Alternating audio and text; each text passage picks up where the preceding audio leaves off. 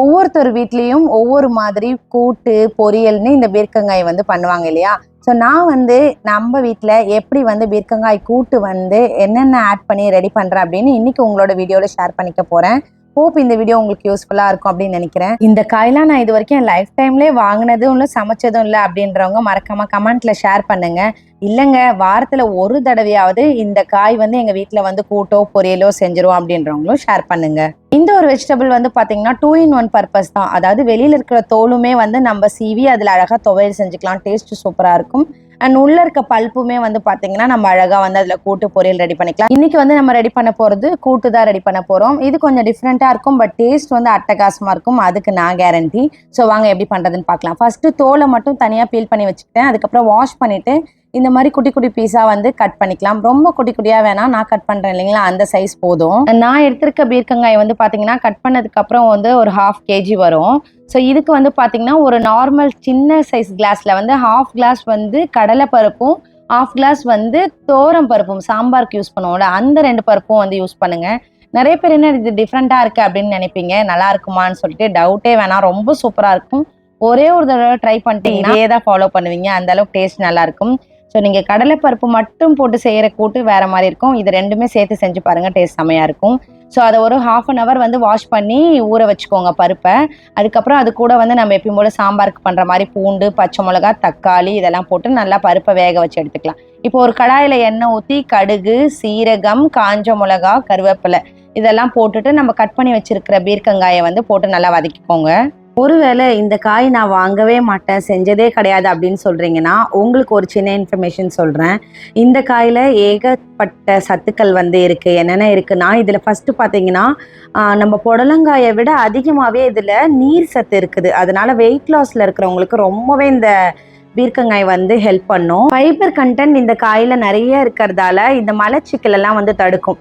Digestion ப்ராப்ளமையும் நல்லா வந்து better பண்ணி கொடுக்கும். இது மட்டும் இல்லாமல் இதில் விட்டமின் சி, ஏ அண்ட் சிங்க்லாம் இருக்கிறதால நம்மளுடைய ஸ்கின் அண்ட் ஹேரை நல்லா ஹெல்த்தியாக மெயின்டைன் பண்ணுறதுக்கும் இந்த பீர்க்கங்காய் ஹெல்ப் பண்ணும்.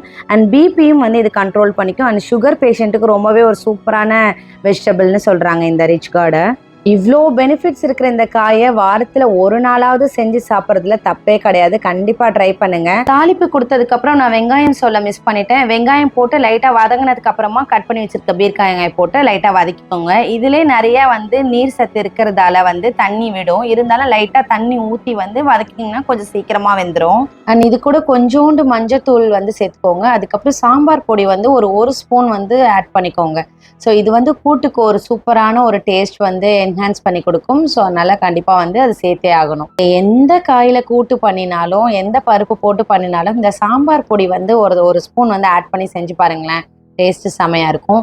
இப்போ நான் வந்து கொஞ்சமாக வந்து தண்ணி ஊற்றிடுறேன். எனக்கு கொஞ்சம் தண்ணியாக வேணும் இந்த கூட்டு வந்து, அதனால கொஞ்சம் எக்ஸ்ட்ராவே தண்ணி ஊற்றிக்கிட்டேன். இல்லாட்டி உங்களுக்கு கட்டியாக வேணும்னா நீங்கள் தண்ணி அவ்வளோ ஊற்ற வேணாம், இல்லை ஜஸ்ட்டு தெளித்து விட்டால் போதும்.